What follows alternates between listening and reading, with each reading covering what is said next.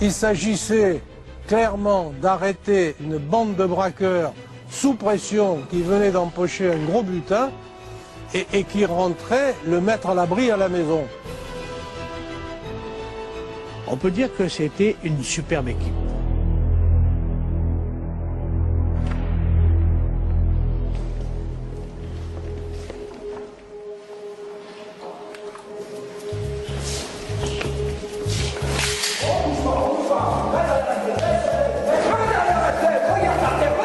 On bouge pas!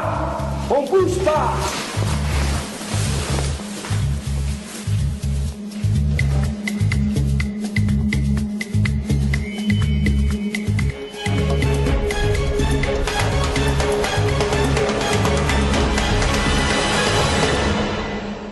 Nous avons des renseignements. Il était 9 h ce matin. Un fourgon des PTT pénètre dans la cour de la poste centrale de Strasbourg. Il transporte 8 sacs contenant les pensions, rentes et salaires de plusieurs milliers de personnes. Au total, 11 600 000 francs, soit plus d'1 milliard ancien. Le déchargement s'effectue normalement jusqu'au moment où 6 cambrioleurs interviennent et s'emparent du chargement. Sur place, quelques dizaines de minutes plus tard, les principaux témoins continuaient leur travail. La Poste a perdu 1 milliard. Le 30 juin 1971 a donc lieu le hold-up de l'hôtel des Postes de Strasbourg. Le butin est phénoménal. Pour la première fois en France, les médias vont utiliser le terme de casse du siècle. Mais pour la police, l'affaire est et restera un véritable casse-tête. Le casse de Strasbourg fait en réalité partie d'une extraordinaire série de hold-up, commis par une seule et même équipe. Un groupe d'hommes qui allait porter le braquage à un niveau jamais atteint jusque-là en France. Pour savoir qui étaient ces hommes, il faut se rendre à Lyon. Dans les années 70, Hubert Nivon a été condamné pour 2 hold-up commis sans aucune violence sur les personnes. Complètement réhabilité en 1981 par la Cour d'appel de Lyon, il a autrefois côtoyé les auteurs du casse de Strasbourg. Dans un livre paru en 2003, il revient sur ce hold-up retentissant. Alors il est bien évident que pour une équipe de casseurs à l'époque, Strasbourg c'est vraiment l'apothéose, hein. C'est le maximum qu'on puisse faire, quoi, hein. C'est l'aboutissement de toute une histoire. Parce que peu de gens ont réussi à faire une chose pareille, quoi, hein. Surtout le réaliser dans des conditions extraordinaires, parce que la préparation a été bien faite, la réalisation aussi, pas de violence, rien du tout. Le butin était important, la fuite s'est très bien passée, et en plus ils ne laissent derrière eux aucune trace, rien. Un petit peu comme si des fantômes avaient réalisé le hold-up, quoi, hein. Au début des années 80, La Traque, un téléfilm en 4 épisodes, retrace habilement le casse de Strasbourg et met en scène l'histoire de cette équipe de fantômes cambrioleurs. Aujourd'hui encore, les séquences de La Traque font référence, tant leur similitude par rapport aux faits réels est grande.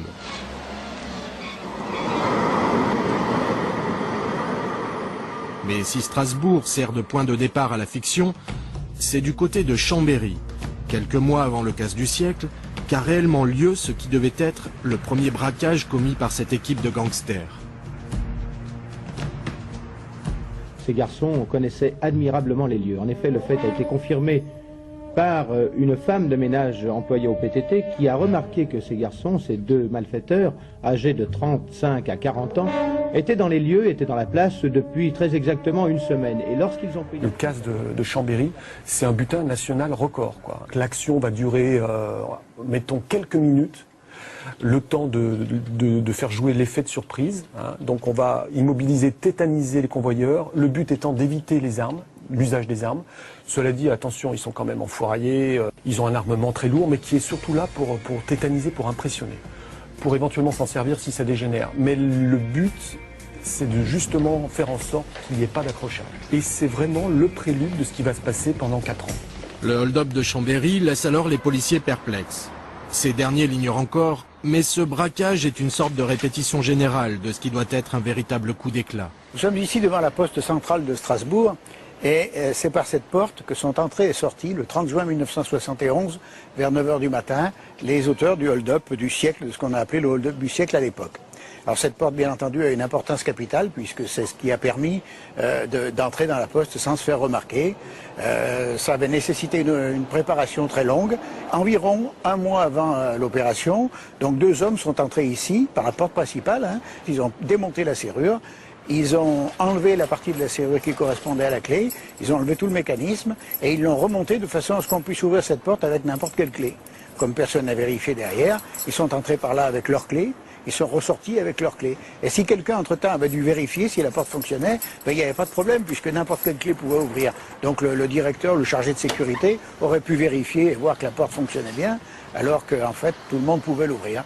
Voilà, donc ils avaient emprunté des outils de serrurier, tout ça, et au postier qui leur demandait ce qu'ils faisaient là, dans leur tenue, ben, ils disaient qu'ils étaient venus simplement réparer les serrures, comme le leur avait demandé la direction de la poste.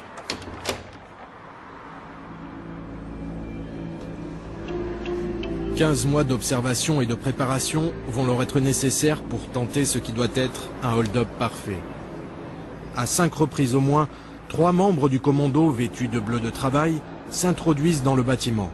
Chaque couloir, chaque porte est ainsi repérée et testée. L'un d'entre eux se laissera même enfermer après la fermeture de l'établissement. Équipé d'une corde, il effectuera une descente en rappel d'une des façades du bâtiment afin d'accéder à un niveau dont l'accès leur a jusque-là échappé. Le 30 juin 1971, un peu avant 9 h, 5 hommes portant des sacs de sport s'introduisent dans l'hôtel des postes de Strasbourg par une petite porte latérale.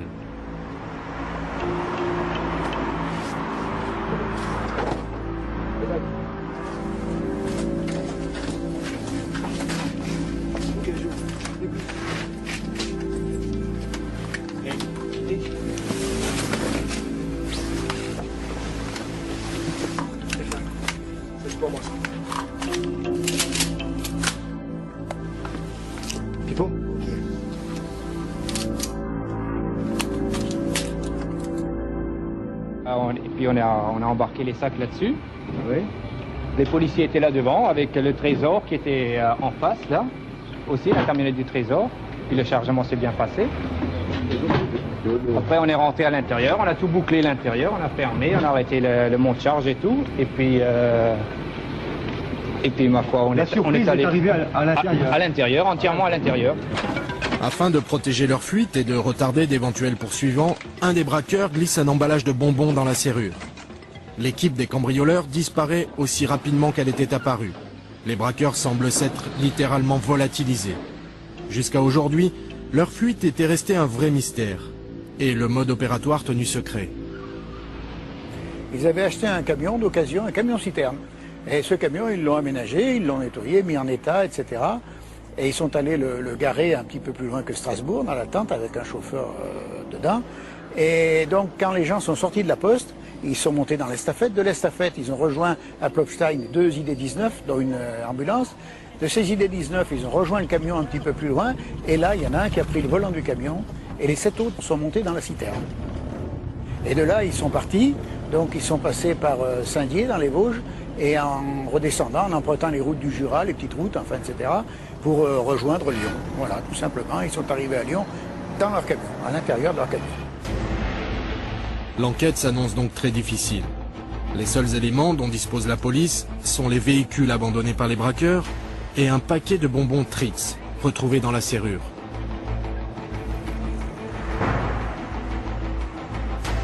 Quelques mois après le hold-up de Strasbourg, une étrange série d'attaques à main armée attire l'attention des hommes du commissaire Richard, du SRPJ de Lyon.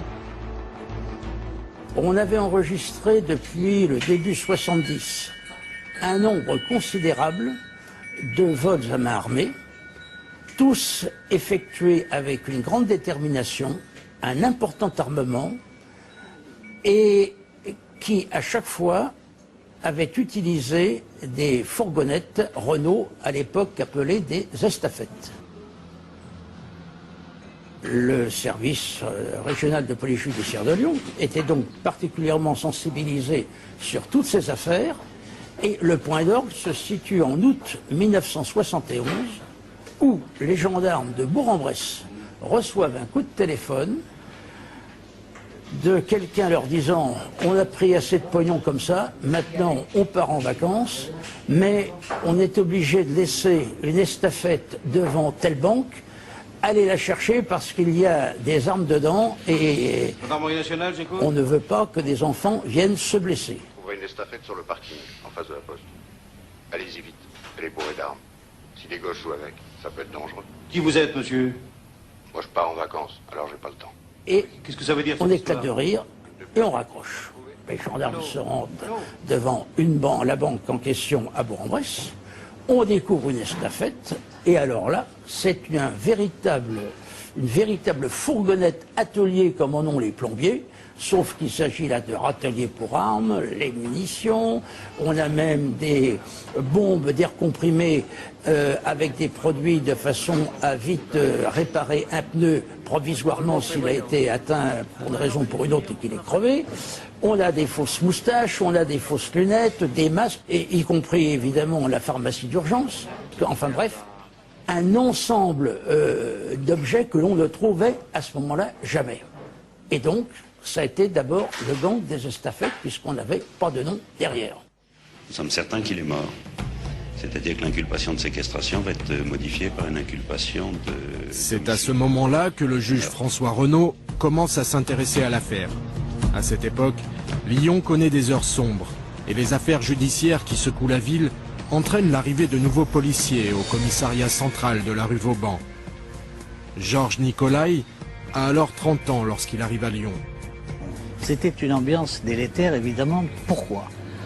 Parce qu'on n'avait jamais vu un tel degré de banditisme sur la ville de Lyon et sur les environs. À tel point que des journalistes étrangers, venus en reportage, avaient qualifié Lyon de capitale du crime. Donc, série de hold-up, affaires de proxénétisme, raquettes, enlèvement d'enfants. Vous aviez en face une police qui était quand même diminuée. Diminuée pourquoi?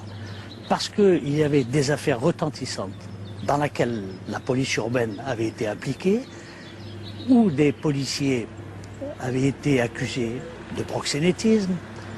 Donc on se retrouvait avec une police très affaiblie et de nouveaux cadres qui arrivaient, de nouvelles équipes de policiers qui arrivaient et qui connaissaient peu cette ambiance et ce milieu.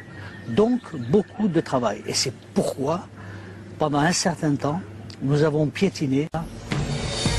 Le 5 février 1972, sur le parking d'un supermarché situé à Vénissieux, à l'est de Lyon, 5 hommes puissamment armés attendent, dissimulés parmi les clients. Leur idée est de braquer les convoyeurs de fonds qui s'apprêtent à transporter la recette du magasin. Ils avaient convenu d'un code entre eux, donc des codes avec l'estafette, quand ils voyaient les convoyeurs sortir du premier étage en haut. Manque de chance, un des convoyeurs était bien descendu en bas, mais l'autre était encore sur les marches. Donc il a immédiatement compris qu'il s'agissait de hold-up, en voyant le fusil du Johnny Chavel, et il a pris son arme et il a tiré sur Chavel. Voilà, donc il a tiré 5 fois avec un 9 mm, et Chavel a été touché à l'épaule, la balle a traversé, et donc pour se sortir d'affaire, Chavel a tiré 3 fois avec son fusil à pompe, et il a tiré en l'air, parce que s'il avait voulu toucher le convoyeur, il aurait pu le faire très facilement, hein, il était à 5-6 mètres de lui.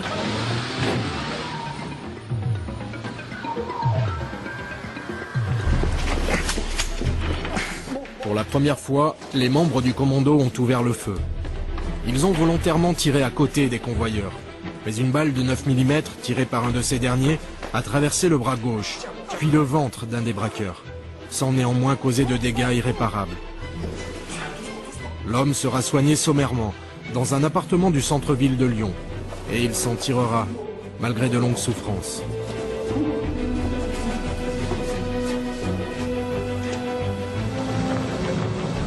Le lendemain du casse de Carrefour Vénissieux, qui a rapporté à ses auteurs la somme de 1,7 million de francs, un événement décisif va se produire, pourtant d'apparence anodine. La scène se déroule en banlieue de Lyon, dans une zone isolée.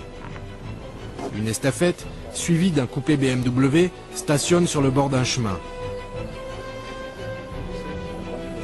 3 hommes discutent, quand soudain, une patrouille de police, intriguée par la présence des véhicules et des hommes, décide d'effectuer un contrôle.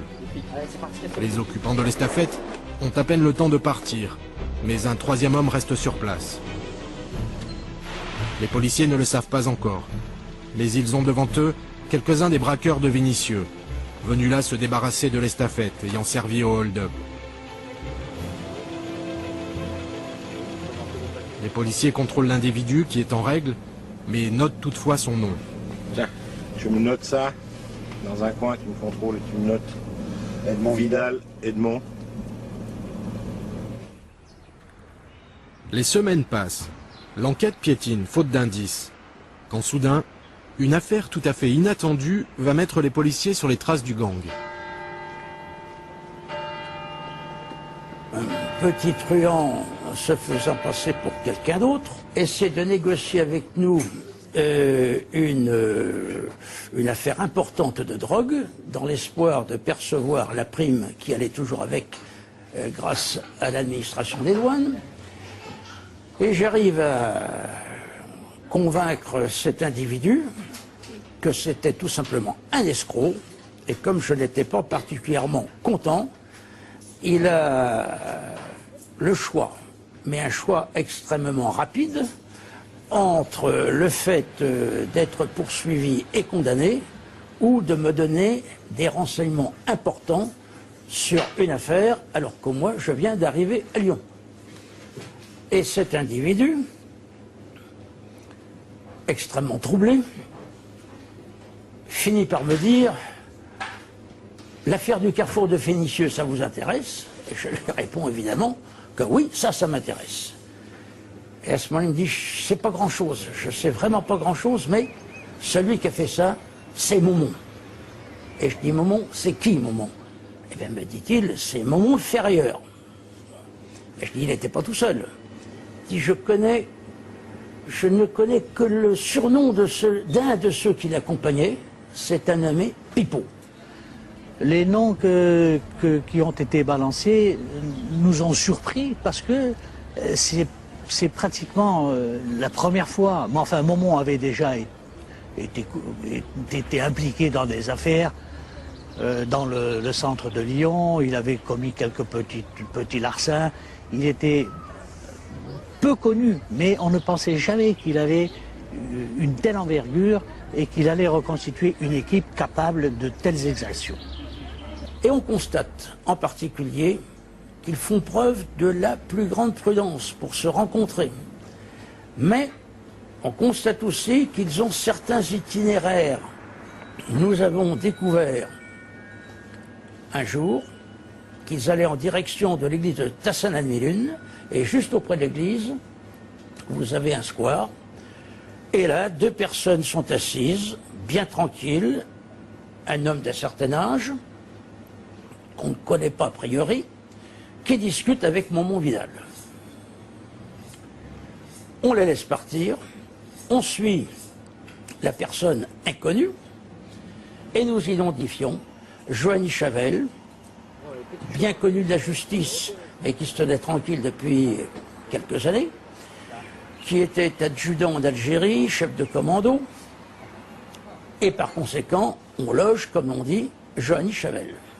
Et on va continuer à poursuivre nos investigations jusqu'au moment où nous allons établir un certain nombre de membres de ce groupe, d'environ 6 personnes qui se voient sans arrêt et qui surtout disparaissent brutalement pour 48 heures.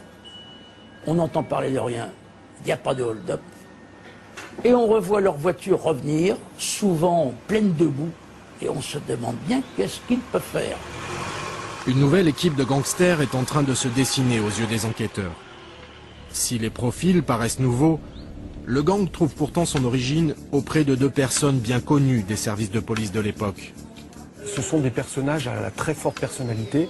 Le plus ancien d'entre eux, c'est un gars qui s'appelle Pierre Pourrat, qu'on appelle le docteur en raison de sa prestance, en raison aussi de sa manière de calculer les choses. Donc Pierre Pourrat va commencer une carrière de braqueur, de voleur, surtout de cambrioleur très rusé, et peu à peu va s'intégrer au milieu lyonnais des années 60. Il va travailler un temps avec un gars qui s'appelle Pierre Raymond, qui est un gars du milieu assez violent, assez dur. Il va s'en séparer parce que le gars est trop violent à son goût, mais disons que Pierre Pourrat va faire ses armes dans ce contexte-là. Deuxième personnage important en prélude de l'histoire du gang des Lyonnais, c'est Joanny Chavel, dit Gros Jeannot. Et Chavel, lui, est originaire d'un milieu agricole en ce qui le concerne. Il va naître dans la région de Villefranche-sur-Saône et le jour des fameuses classes de Villefranche, les vagues, le jour de ses 20 ans, il va décider de s'embarquer pour une carrière militaire pour la guerre d'Algérie. Pour développer cette activité de braquage, les Pourras, les Chabel vont recruter, et ils vont recruter des jeunes, notamment des jeunes qui montent, et un certain Edmond Vidal. Voilà. Edmond Vidal qui est tombé en prison pour des broutilles, qui a fait des connaissances très solides en prison, notamment Jean-Pierre Grandeboeuf, Christo, qui va être son ami pour la vie. Et donc, sorti de prison, Vidal va être un petit peu comme ça, entre deux trajectoires, et il va être recruté dans ce cadre-là. Il va être recruté au départ comme chauffeur du gang, de ce qu'on commence à peine à appeler le gang des Lyonnais. Et donc, on peut dire que véritablement, le gang des Lyonnais va naître à la toute fin des années 60, 1960, début 70. On a vraiment en germe le gang des Lyonnais avec un tout petit groupe, Pourras, Chavel, Vidal, un caïd aussi qui s'appelle Nicolas Caclamanos, qui est un caïd assez connu de l'époque. Donc on a vraiment là un petit groupe qui sont les précurseurs du gang des Lyonnais.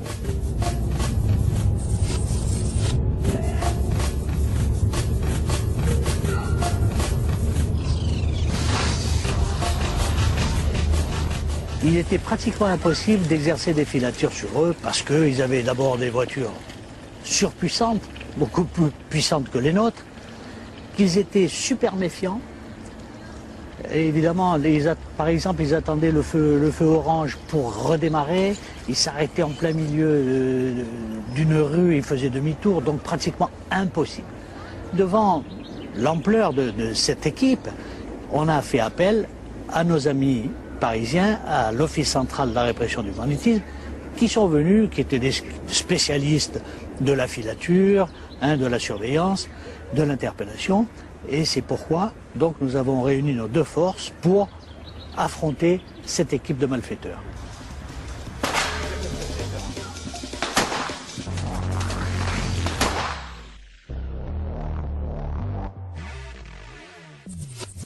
On a mis tous les moyens. C'était l'époque des premiers micros. On bricolait des postes FM et évidemment on arrivait avec des sifflements dignes des postes de la résistance à capter le micro et puis il fallait être à bonne distance, etc., etc. Mais évidemment c'est des techniques qu'on a utilisées.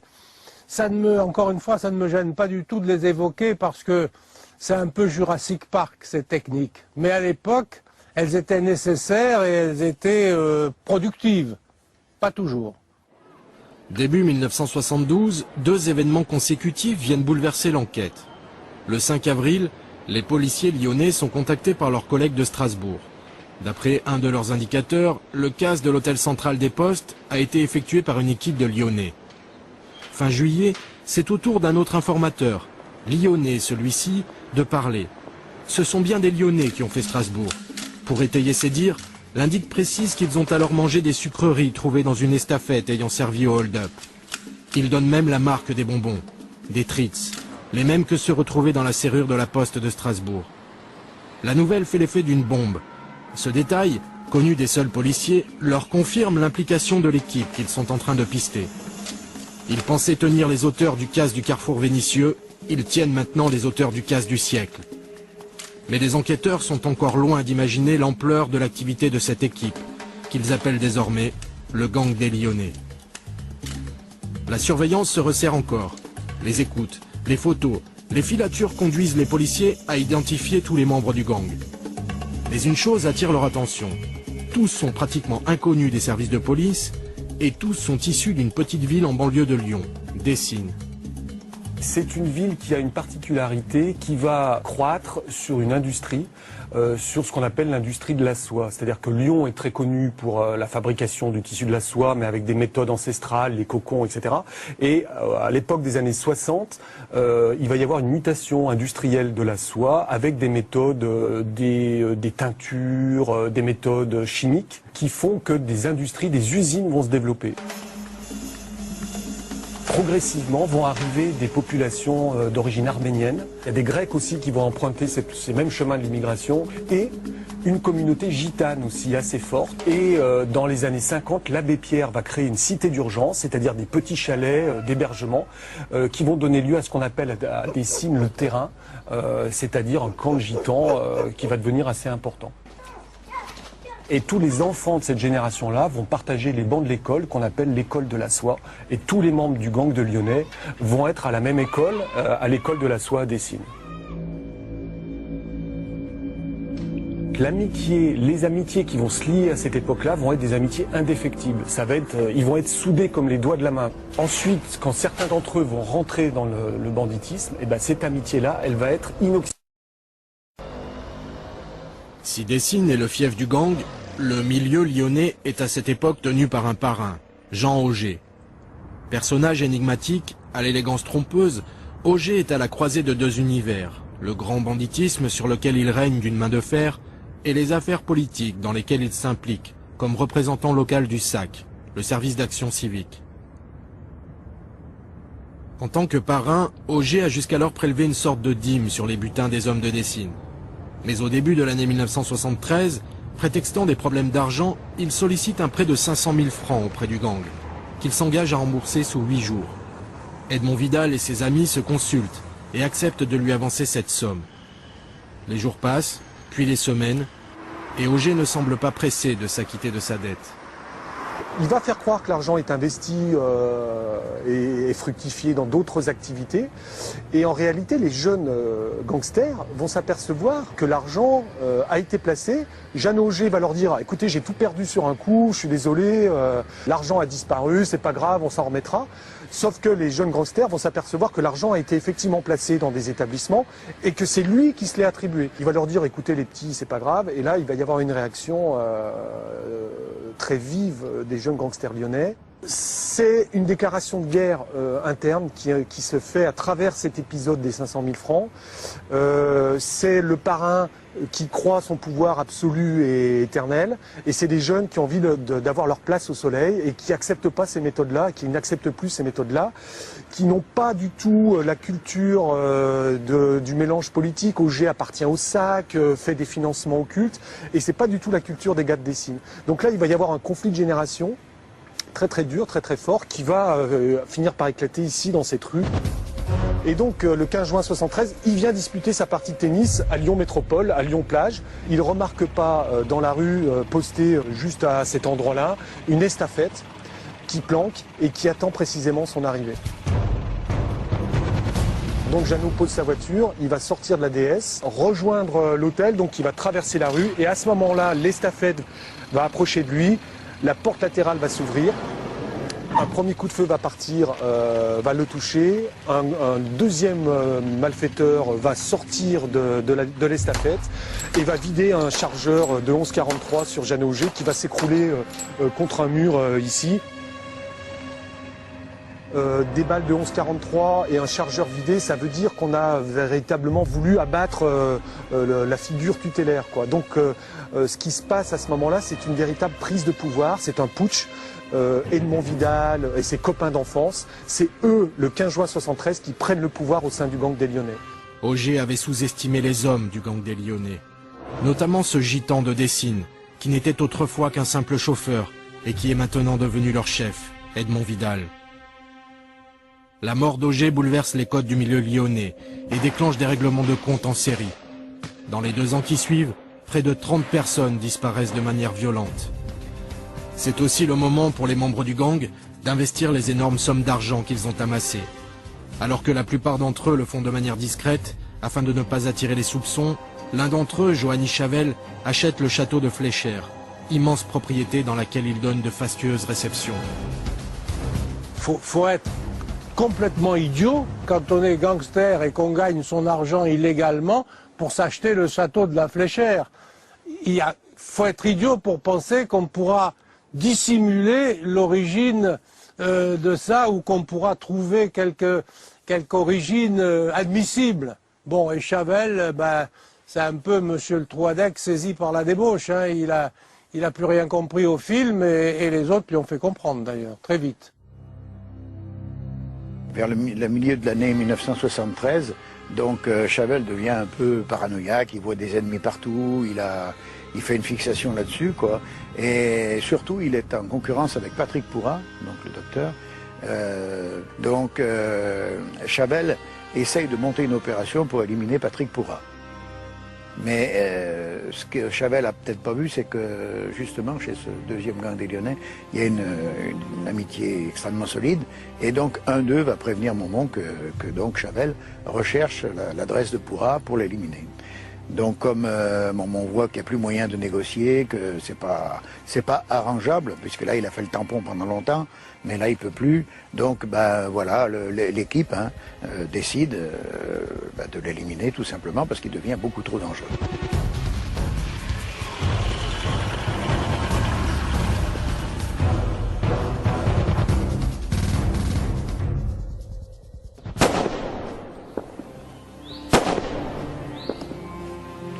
Ça a été très difficile à prendre comme décision, parce que Chavel, c'était quand même un des moteurs, donc c'était un des fondateurs du groupe.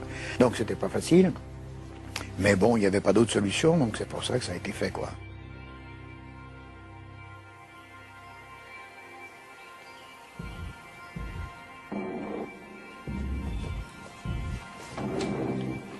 Privé de celui qui était un de ses pères fondateurs, le gang n'en est pas moins affaibli.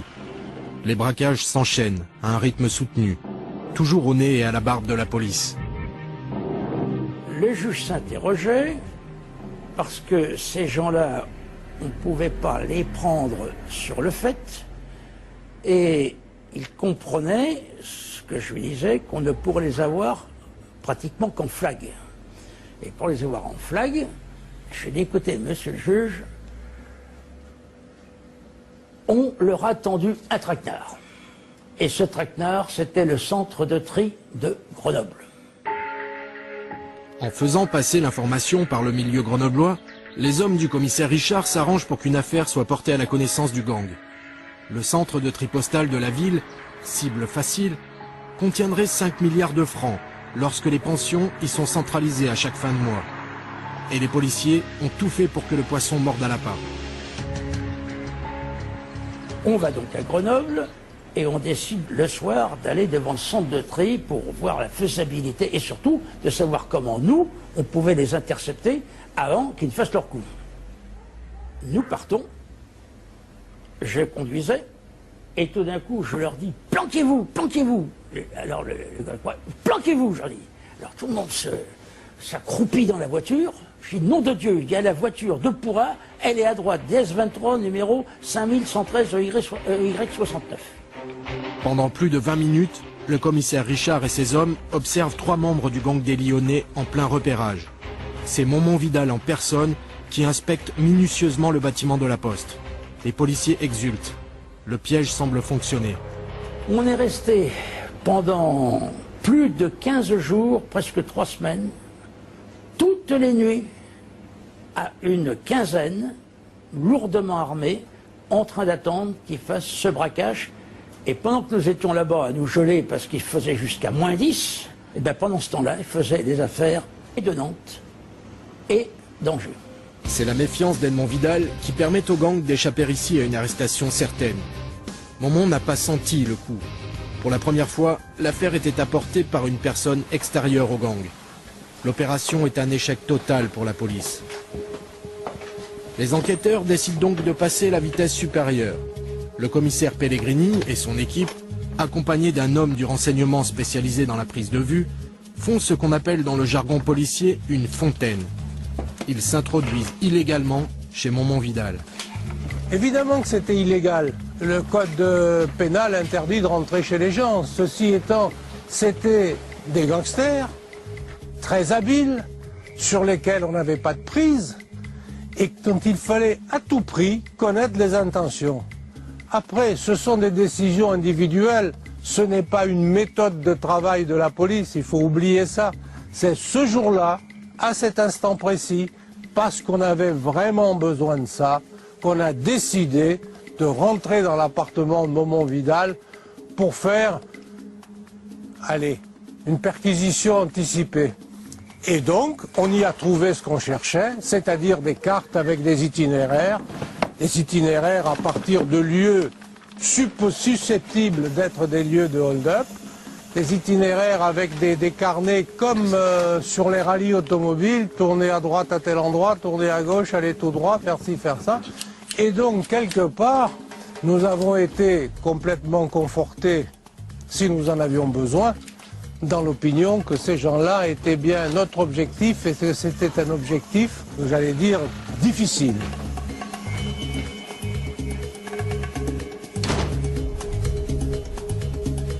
En novembre 1974, l'informateur du commissaire Richard reprend contact avec lui. Le gang des Lyonnais prépare plusieurs attaques simultanées, toutes lancées depuis un chalet de montagne. L'homme spécifie que l'alibi de Momont-Vidal se trouverait à la poste de Champs-Rousse. Se faisant passer pour lui, un homme viendra retirer un mandat au nom d'Edmond Vidal. Sous le commandement du commissaire Richard, va alors se mettre en place une opération de police colossale, la plus grande jamais réalisée depuis la fin de la Seconde Guerre mondiale, le plan Chacal. Les moyens sont démesurés. Plus de 800 gendarmes et policiers font mouvement et viennent former des dizaines de barrages à des endroits stratégiques, tirer des cartes saisies chez Edmond Vidal. Dans le même temps, une équipe est envoyée à Champs-Rousse. Le 13 décembre 1974, Momont-Vidal et plusieurs membres du gang quittent Lyon et disparaissent. 2 jours plus tard, les policiers en planque à Champs-Rousse voient arriver le frère aîné de Momont, Joseph Vidal, dit Galane, accompagné de 5 autres personnes. Tout se passe comme annoncé par l'indic. Le plan Chacal est prêt à fonctionner. Le 16 décembre, vers 9h30, une information du commissariat de Lille parvient aux enquêteurs. Un hold-up vient d'être commis à Aulnoy-les-Valenciennes. Une demi-heure plus tard, un autre appel leur signale un second braquage, à Vendin-le-Vieil, à proximité du premier. Tout de suite après, le policier chargé de surveiller la poste de Champs-Rousse appelle. Un mandat vient d'être retiré au nom d'Edmond Vidal. C'est le signal. Le gang des Lyonnais vient de frapper, à 2 reprises. Sur les barrages, la tension monte d'un cran. Sur ce barrage, nous étions armés, parce qu'on connaissait la puissance de feu de l'ennemi, entre guillemets, et donc on était postés avec des armes adéquates qui étaient susceptibles de bloquer un fourgon, d'anéantir cette équipe, il faut le dire, parce qu'on savait, on pensait bien évidemment qu'ils n'allaient pas se laisser prendre aussi tranquillement qu'une autre équipe de malfaiteurs.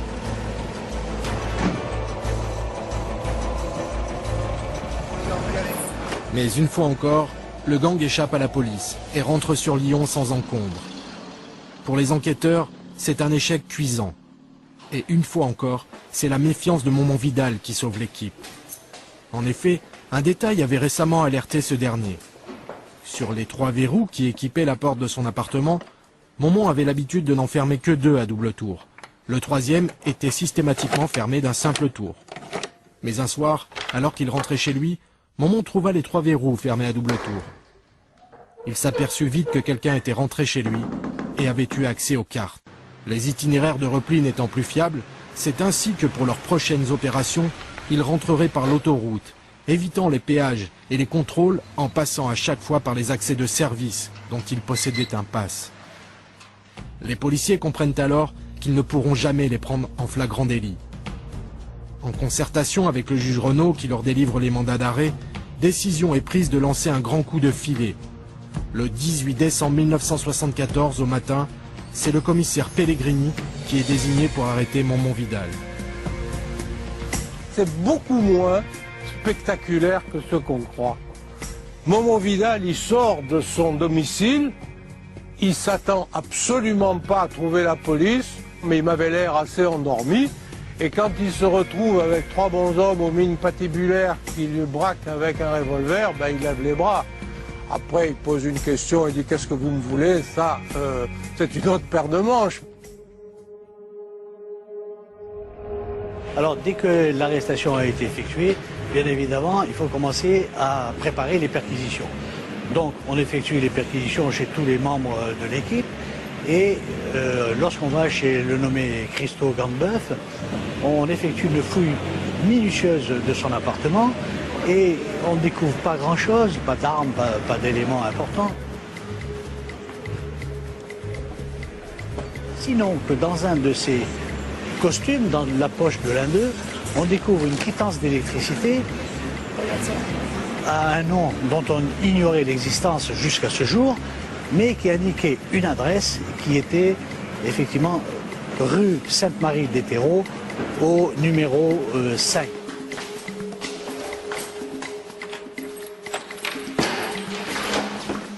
Donc dans cet appartement, on regarde ce qui se passe à l'intérieur, on fouille, on ne trouve rien de très intéressant, sinon que, au bout d'un certain temps, on découvre qu'il existe un parquet. Et lorsqu'on décèle les lames de ce parquet, qu'on y découvre des armes de poing, des fusils mitrailleurs, des pistolets à pompe. Et, élément le plus intéressant, en dehors des cagoules qui constituent l'attirail complet des parfaits braqueurs, on y trouve des liasses de billets qui proviennent des hold-up commis à Lens et dans le nord de la France. Malgré un dossier fort maigre, le juge Renaud inculpe tout le monde d'association de malfaiteurs. Concernant l'affaire de Strasbourg, il n'a rien d'autre que ce que les indicateurs lui ont rapporté. Mais ces éléments ne constituent pas des preuves, et le reste du dossier est à l'avenant. C'est à ce moment qu'entre en scène un des ténors du barreau de Lyon, engagé pour défendre une partie des membres du groupe. Cette bande était un véritable commando. C'était des opérations militaires qu'il conduisait. Je voyais des profils et des hommes qui étaient ceux qui avaient servi à l'époque, du temps des guerres que livrait la France, ou qui pouvaient avoir servi. Comme à son habitude, le juge Renaud jette tout le monde en prison, y compris les compagnes, parfois même les mères des membres du gang. Il va décider de faire craquer les accusés en incarcérant leurs femmes. C'est une erreur stratégique.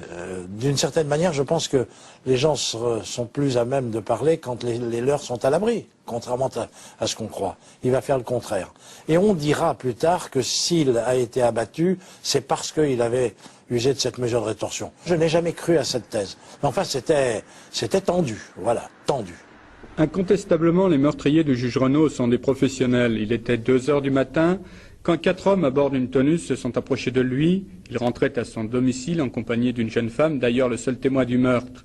Les tueurs ont ouvert le feu. Le juge Renaud a essayé de s'abriter derrière une voiture en stationnement, mais les gangsters ne lui ont laissé aucune chance. On a retrouvé une dizaine d'impacts de balles. Et pour le moment, la seule certitude que l'on ait, c'est que le meurtre est lié à la profession de la victime. Un juge vient d'être assassiné en France. Immédiatement, les soupçons se dirigent vers les membres du gang des Lyonnais. Momon Vidal, resté muet jusqu'alors, sort de son mutisme et transmet depuis sa cellule une lettre à Paris Match. Dans ce courrier, il écrit « Monsieur Renaud était un magistrat dont je n'approuvais pas les méthodes, mais je réprouve de la manière la plus totale son assassinat. » Ambre et moi et les confrères qui étaient là pensions que devant la cour d'assises, les choses pouvaient être beaucoup plus difficiles. Parce que l'insinuation, le doute se retournait contre nos clients. Et qu'il était tout à fait important et urgent, précisément, d'établir une séparation entre ce qui avait pu se produire au moment de l'assassinat de Renaud et puis les faits eux-mêmes pour lesquels ils étaient poursuivis. Ils n'étaient pas poursuivis pour l'assassinat de François Renaud ou pour une quelconque complicité. Ils étaient poursuivis pour d'autres faits. Et donc, tout notre travail, si vous me permettez l'expression, à la cour d'assises, a été au départ le déminage. Déminer cette affaire pour en revenir aux faits, et aux faits seulement. C'est dans ce climat d'extrême tension que s'ouvre enfin, le 20 juin 1977, le procès du gang des Lyonnais. Le bâtiment est cerné par les forces de l'ordre. Des tireurs d'élite sont placés sur les toits. Ce sont les ennemis publics numéro 1 que l'on va juger. Mais dès le premier jour du procès, Momon Vidal fait une déclaration fracassante. D'emblée, ils annoncent qu'ils ne peuvent rien dire pour leur défense, pour la bonne raison qu'ils ont agi pour un parti politique, qu'ils étaient chargés d'amener des hautes personnalités à des rendez-vous confidentiels, qu'ils étaient chargés de convoyer de l'argent, sous-entendu, les braquages servaient au financement des partis politiques. Quand Edmond Vidal dit, et les autres, oui, ben on nous demandait de venir donner un coup de main pour tenir quelques meetings et que les choses se passent bien. c'était vrai. Ce qui veut dire d'ailleurs qu'à cette époque, ces garçons disposaient parfois de sauf-conduit. Alors vous vouliez des révélations, en voilà une par exemple. Le chef de la bande, Edmond Vidal, a lancé hier une petite bombe dans la salle d'audience. J'ai posé, a-t-il dit, des micros chez Gaston Defferre en 1973 à l'occasion d'un congrès socialiste. Bien entendu, pour l'instant, c'est impossible de savoir si Edmond Vidal a menti. Vous pensez bien que la réaction du maire de Marseille n'a pas tardé. Elle tient en une phrase, très courte. Procéder de cette façon relève de méthodes d'espionnage, rappelle la fameuse affaire du Watergate. Je pense donc que la justice devrait aller plus loin, rechercher qui a fait poser les micros, pour le compte de qui, et si on allait jusqu'au bout, alors peut-être les mœurs politiques françaises seraient-elles assainies. Je suis quelqu'un qui a vécu tous les soubresauts de la guerre d'Algérie, j'ai plaidé pour des gens. J'ai donc vu des relations se nouer entre des gens qui appartenaient au milieu du milieu. Et puis des hommes qui étaient des politiques et qui avaient besoin pour faire face à quoi? À une rébellion qui pouvait emporter toute la République. Donc on n'allait pas chercher midi à 14h, on allait chercher ceux qui avaient un peu de sang-froid et les yeux ouverts et qui n'avaient pas peur. Et on les a trouvés là aussi. Mais c'est un tout autre paramètre qui va venir peser dans le procès.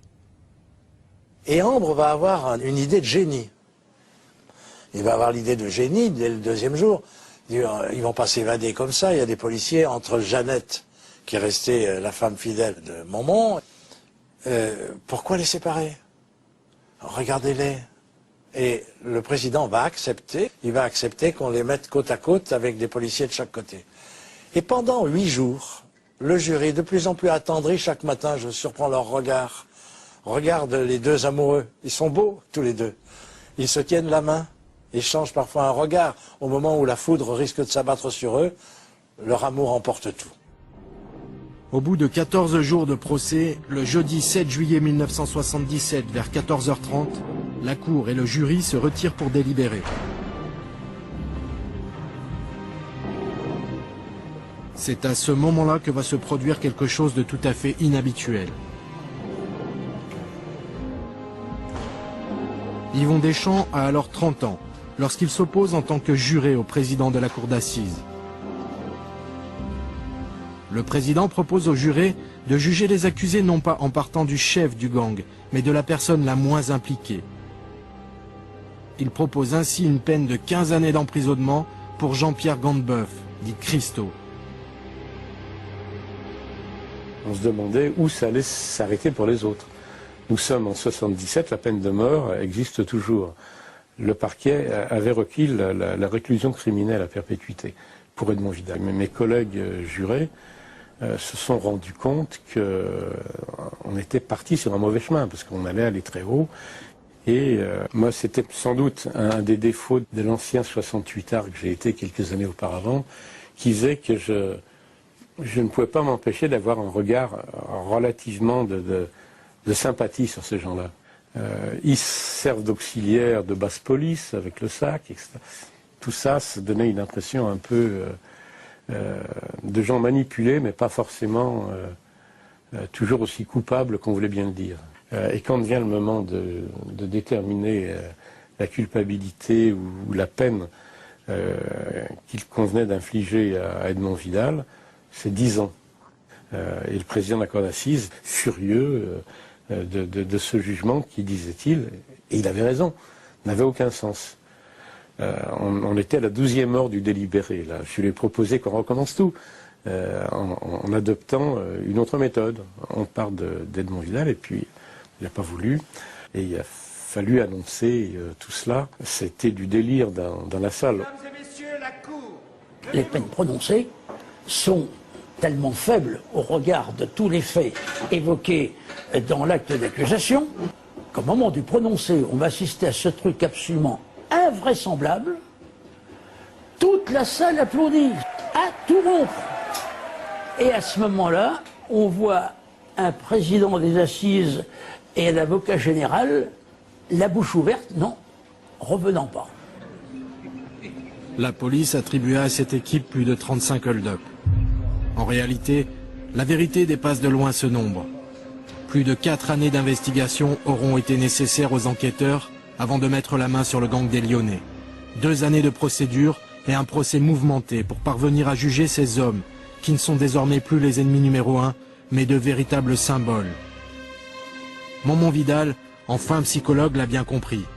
Comme l'a si bien écrit Hubert Nivon, il est en ce jour mémorable l'incarnation du peuple gitan qu'il aime tant, le vengeur des misères et des vexations passées.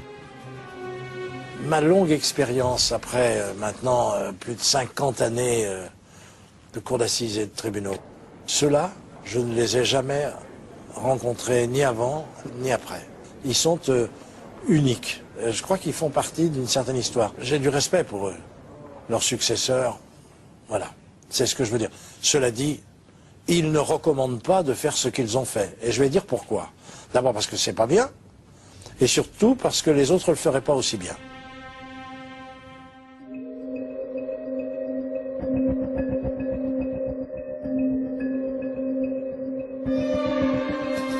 Plus de 30 années ont passé. La plupart des acteurs de cette épopée ont aujourd'hui disparu. Certains de manière violente. Mais leur histoire fait désormais partie de la mémoire lyonnaise.